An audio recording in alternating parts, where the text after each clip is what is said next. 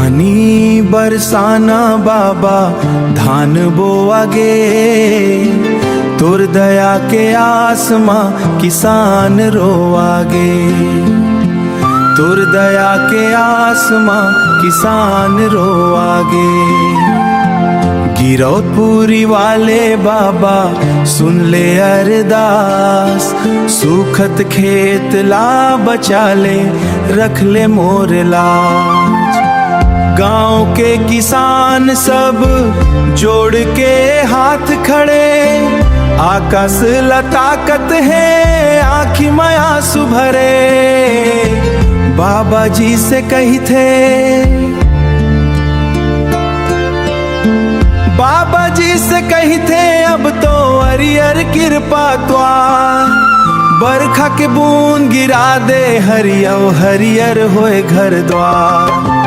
पानी बरसाना बाबा धान बोआगे, तुर दया के आसमां किसान रोआगे।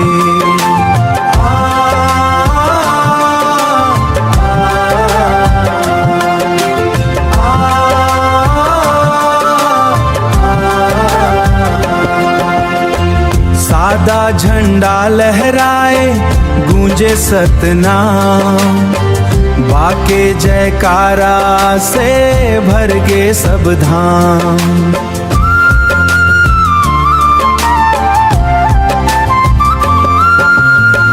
बाद दर के घिर के आए बिजली चमकाए, बाबा के कृपा देख बरखा झमाझम आए।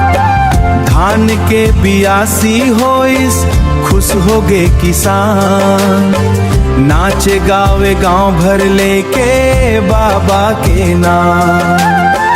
खेत में हरियर लहराए खुशहाली के रंग, सतनाम के महिमा गावे बाजे मांदर संग। सतनाम के महिमा गावे बाजे मांदर संग। गिरौदपुरी के बाबा तैं हंस खोइयन यार।